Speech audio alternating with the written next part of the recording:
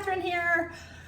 Popping in, do a quick demo. This is such a quick and easy dessert, even breakfast, brunch, anything. I love this recipe. So what we're gonna do is we're simply making fruit cobbler topping, okay? And then you get to decide what that fruit cobbler is like for your house, okay?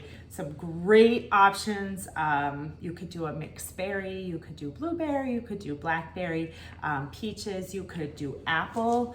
Trying to think of what else. You guys can throw some options out there. Anything, right? Sky is the limit on this one.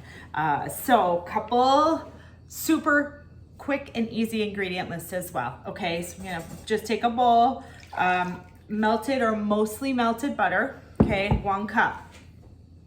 All right, and then we're gonna move on to 1 cup of sugar. And the recipe, your recipe will call for brown sugar. I don't use brown sugar, I use white sugar, and then I simply add molasses to make it brown. So either 1 cup of brown sugar or 1 cup of white sugar with enough molasses to make it brown, okay? I like to mix the sugar and the butter together first. It just makes the mixing easier versus doing so many dry ingredients and then trying to add the butter. Kind of mix as you go. Okay, the next ingredient, we've got 1 cup of flour. And this is just an all-purpose flour, so nothing fancy. Okay, I know your grandma probably taught you to scrape, your cup with a knife for flour. So don't tell grandma, but one, close enough is good for this, okay? It's a crumble topping, so it's super versatile. Okay, so we're just mixing that as we go. And then if you want to add vanilla, now's a great time to do that. Another option is almond and cherry. I forgot to mention that early. Cherry cobbler with almond extract in the topping. It's delicious. So about 1 teaspoon of vanilla extract. This is actually vanilla bean paste.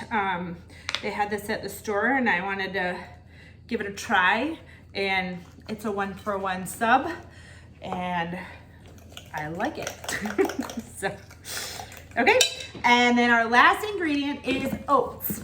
Okay, and oats we're gonna do 2.5 cups. Okay, so you got 1 cup of butter, 1 cup of sugar, brown sugar, 1 cup of flour, and then 2.5 oats. Okay, so there's that, and mix. All right, and if you are meal prepping all of the menu this time, now you have a critical choice to make, okay?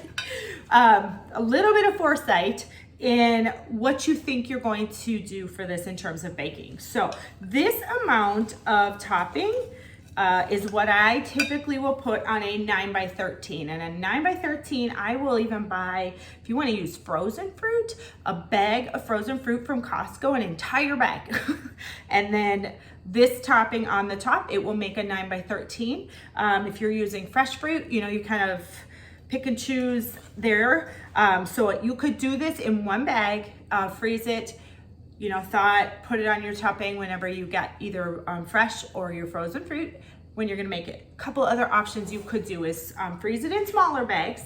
So you could do, if you're not cooking for as many, something little like these cast irons make either great for smaller, if you're cooking for a smaller number of people, or these are awesome for entertaining. A little bit of cobbler with some ice cream or whipped cream, delicious. Your other option, this would be like a 2-quart, okay? And this you could put on here, you just wouldn't have as much fruit, you'd have a lot more topping. So you get to decide what's more important to you, right? More fruit or more topping.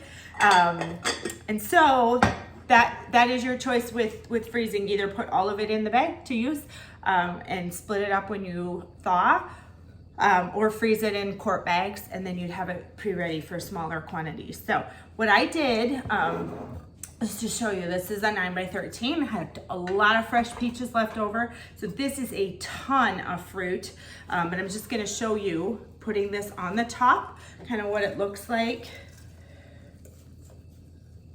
in terms of, you know, cobbler to fruit ratio. Okay, and this does not need to be like packed down. You're just basically spreading it out. And then when you bake, you're gonna just bake until, whether you're using frozen fruit or fresh, you're gonna bake until it's bubbly and the topping just starts to brown a little bit. But as you know, with fruit, whether frozen or fresh, it will sink, you know, condense as it bakes. So there is the cobbler. The other option, if you like the 9x13 option, is you could completely prepare your cobbler and even put a foil pan or a freezer safe pan in your freezer for another time.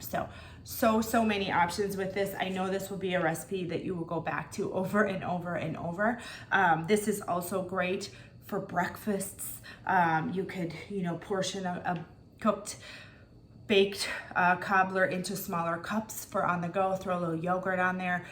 You've got some easy, you know, fruit, oatmeal yogurt on the go. So that is another option for the leftovers of this as well. So hopefully you will enjoy this amazing, sweet, very, very versatile recipe, and it will bless you for a long time. So enjoy.